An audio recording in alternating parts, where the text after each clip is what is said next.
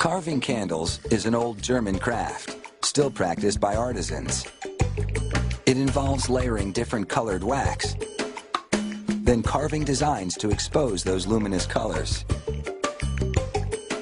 It's hard to beat the radiant beauty of a carved candle.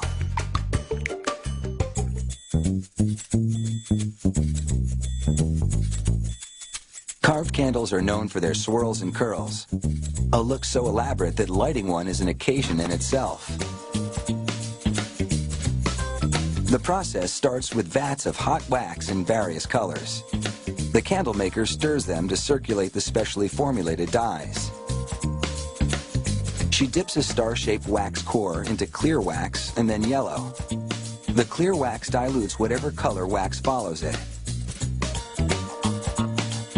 The layers are hardened in cool water. She repeats this process between 30 and 35 times, building up different colored layers on the candle core. As the dipping continues, the candle becomes warmer and softer, which will allow it to be carved. The quick water dips only cool the outer layers. Partway into the dipping, the candle maker deepens the candle's grooves. As she resumes dipping, she has to keep a close watch on the candle's temperature. If it absorbs too much heat, it'll be too soft to carve. But if it's too cool, the wax can splinter. Achieving the right consistency is crucial. It's almost time to get carving. But first, the candle maker squeezes the drippings together and slices them off.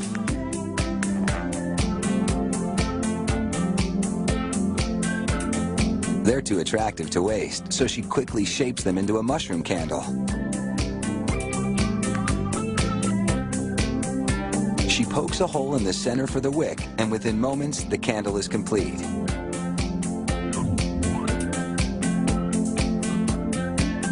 With the big candle at the perfect temperature, the clock is ticking.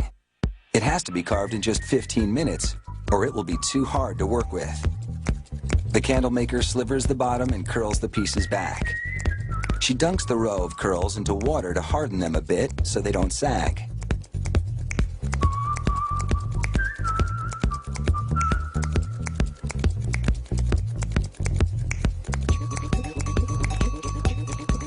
On the second row, she curls each row in the opposite direction to the one before. She carves a total of 4 rows, with the last curls fixed upright. Using a square-edged gouging tool, she cuts a windmill design into the upper section of the candle. Then she shapes the wax cutout into a base for the windmill.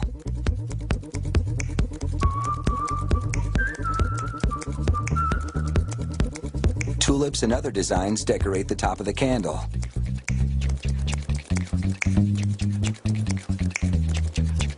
She must work with a quick but steady hand. It takes at least a year of training to learn to carve with such confidence. This one is a neat trick. She jiggles a straight-bladed knife to cut the fluted edge of a hummingbird wing.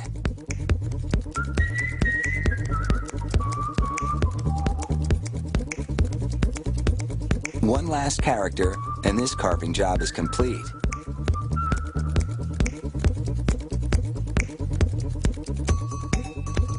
Now, she presses a cookie cutter-like device around the wick. This forms a well that will allow the wax to burn down the center instead of dripping down the sides, which would ruin the carving.